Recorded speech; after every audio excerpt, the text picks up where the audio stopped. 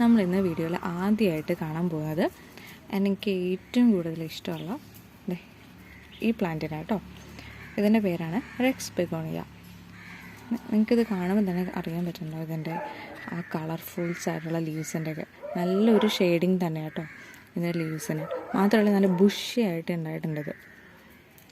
പിന്നെ ഈ പ്ലാന്റ് ഞാൻ ഇതിൻ്റെ ഒരു മൂത്ത തണ്ടെടുത്തിട്ട് വെള്ളത്തിലിട്ട് പിടിപ്പിച്ചതാണ്ടോ. അപ്പോൾ ഒത്തിരി വേരും ലീവ്സൊക്കെ വന്നപ്പോൾ ഞാനൊരു ചെടിച്ചട്ടിയിലെടുത്ത് നട്ടപ്പോൾ ഇതുപോലെ നല്ല തിക്കായിട്ട് നല്ല ഭംഗിയായിട്ട് ഇത് വന്നിട്ടുണ്ട്.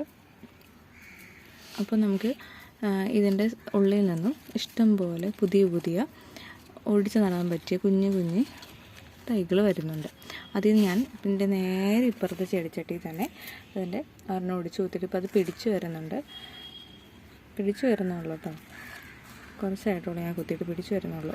അപ്പോൾ നമ്മളിത് നടുമ്പോൾ നമുക്ക് മണ്ണിൻ്റെ ഒപ്പം ചാണകപ്പൊടിയും കൂടി മിക്സ് ചെയ്താണ് നടുന്നത്. അത് നല്ലൊരു വളം തന്നെയാണ് കേട്ടോ ചെടികൾക്ക്.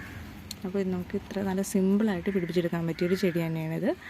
നല്ലൊരു ഭംഗിയുമാണ്, ഫ്രണ്ടിലൊക്കെ വെക്കുമ്പോൾ നല്ലൊരു ഭംഗിയാണ്, പ്രത്യേകിച്ച് ഇതിൻ്റെ കളർഫുള്ളായിട്ടുള്ള ലീവ്സ് കാരണം.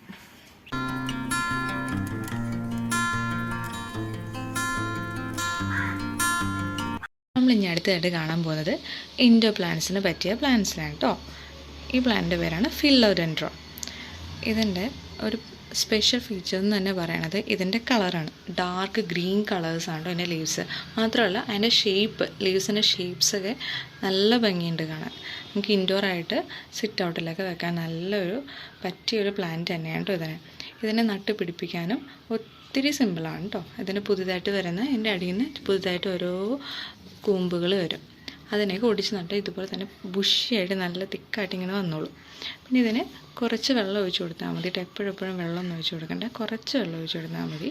നല്ല ഭംഗിയായിട്ട് ഇങ്ങനെ നല്ല ഗ്രീനിഷായിട്ട് നിൽക്കാൻ നല്ല പറ്റിയൊരു ഇൻഡോർ പ്ലാന്റാണ്.